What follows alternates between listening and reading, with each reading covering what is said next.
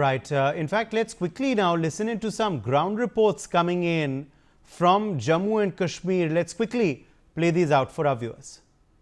Even after 2 days of ceasefire between India and Pakistani forces, the normalcy is not fully returned here on the international border area in Karnataka. What people have arranged to save their lives during the shelling, we'll try to show you the first, and you could see that these are the sandbags which basically they filled, and then they placed it like this to make a protection wall of on this door, because they don't have bunker in this area. So that's why these precautions were taken by the authorities. And when we have reached over here to see that is there any damage or anything, what we have seen, and which is making us surprised as well, that most of the people, they were not here. And when we came here, what we have seen that everyone is basically sitting on the floor, and they are basically living like this for last several days.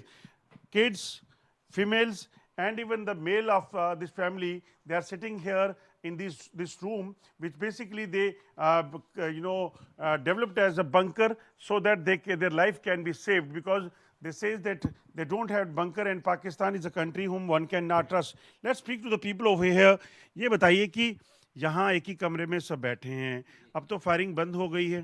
Firing तो मरा बंद हो ही है, मर असें डर बड़ा ली कोसला भी मतलब वो बार कर सकता, उनका कोई तवार नहीं है, यानी कि साड़ी हिंदुस्तान का तवार है, मगर उन लोगों का कोई तवार नहीं है।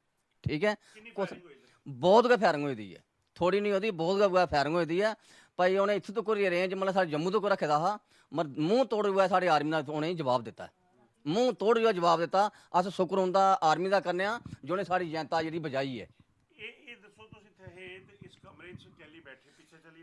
असें कोई सहूलत नहीं जनाब, सानू कोई सहूलत नहीं, बैंकर होंदा ते चलो अस बिच बड़ी जंदे हे, नट्ठने दा असें कोई मौका मिलेआ कि नहीं नट्ठने दा, असें नट्ठी जाना कुत्थां सनाओ। असें रेत दे बैग असें केह् कीता, जेह्ड़े नौजवान साढ़े मुड़े हे फटाफट ऐसी गल्ल नहीं कीती, असें लेतर दे बैग बनाइयै ते इत्थै असें थोड़ा पर्दा कीता, ते चाहे कोई गोला आंदा है तो ओह्दे कन्नै अड़ाव गै बनी जाओ, अंदर नहीं हुआ बड़ो है।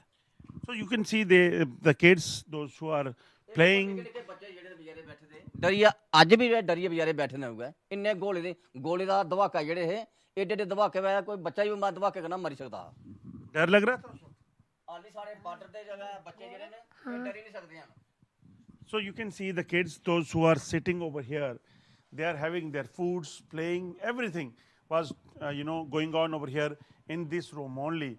And this is the new normal here during these days of shelling from Pakistan side, because Pakistan have targeted civilians of Jammu, Poonch, Rajouri and everywhere. So that is the reason that people, they don't want to take chance of their life.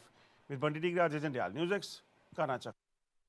तकरीबन 100 घंटे का युद्ध, उसके बाद युद्ध विराम, फिर एक बार सीज फायर का उल्लंघन। अब कल प्रधानमंत्री नरेंद्र मोदी की गरज के बाद अब जीवन पटरी पे लौटने लगा है। हम राजौरी की इस मार्केट में हैं, दुकानें खुलनी शुरू हो गई हैं, लोग अपने घरों से बाहर निकल रहे हैं, दुकानों का जो समय है वो खुलने का शुरू हो गया है और लोग अपने घरों से बाहर निकल के दुकानों पे खरीदारी शुरू कर दी गई है। तो समझा जा सकता है कि कहीं ना कहीं जिस तरह की स्थिति उपजी थी उसके बाद अब जो माहौल है वो शांत होता दिख रहा है। और सबसे बड़ी बात यह है कि जो जीवन है वो पटरी पर आता हुआ दिख रहा है, क्योंकि इससे पहले जो स्थिति बनी थी उस स्थिति में इस पूरी मार्केट में और ऐसी जो तमाम मार्केटें हैं उसमें सन्नाटा पसरा हुआ था। लेकिन अब की स्थिति की यदि बात की जाए, चीज़ें स्टेब्लिश हो रही हैं और चीज़ें काम हो रही है, तो उससे समझा जा सकता है कि जो लोग चाह रहे थे वो स्थिति यहाँ दिखाई दे रही है। इस समय सहयोगी महावीर साहू के साथ दीपक विश्वकर्मा, इंडिया न्यूज़, राजौरी। भारत पाकिस्तान गोलाबारी के बीच जीएमसी राजौरी के कई स्टाफ और डॉक्टर, नर्स गायब रहे। हालांकि इस पूरे मामले में जो इसके रेसिडेंट डॉक्टर हैं, प्रिंसिपल हैं, उन्होंने तमाम लोगों को नोटिस जारी किया गया है। समझा जा सकता है कि इस मौजूदा स्थिति में जो प्रिंसिपल जीएमसी राजौरी हैं एसएस भाटिया, उन्होंने इस संबंध में गैर हाजिर डॉक्टरों और स्टाफ को नोटिस जारी किया है। बताया जा रहा है कि जब गोलाबारी हो रही थी तो जीएमसी में तैनात कई फैकल्टी सदस्य, consultant, senior resident, junior resident, staff nurse, paramedical staff, technical staff और तमाम लोग ड्यूटी से नदारद रहे। प्रिंसिपल के अनुसार 7 दिन कर्मचारी माफ़ कीजिएगा, ड्यूटी के अनुसार 7 कर्मचारी बिना किसी जानकारी और अनुमति के ड्यूटी से गैर हाजिर रहे और बायोमेट्रिक अटेंडेंस भी नहीं लगाई। इन सभी के वेतन पर रोक लगा दी गई है। इसके अलावा 7 मई से लेकर अब तक के समय को अनाधिकृत रूप से ड्यूटी से अनुपस्थित माना जाएगा और इसको पूरी तरीके से सर्विस बुक में मेंटेन भी किया जाएगा। तो ये समझा जा सकता है कि आपदा की जिस घड़ी में इनको जिम्मेदार बनकर यहाँ रहना था, वो यहाँ रहे भी नहीं और यहाँ जानकारी भी नहीं दी। कहाँ थे, कहाँ गायब थे, किस बंकर में थे, किसी को नहीं पता। लेकिन जब इनकी सबको ज़रूरत थी तो ये अपनी जगह से गायब थे।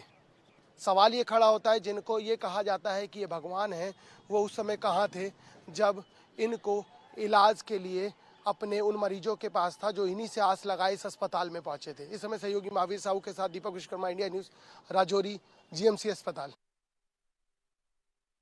Now coming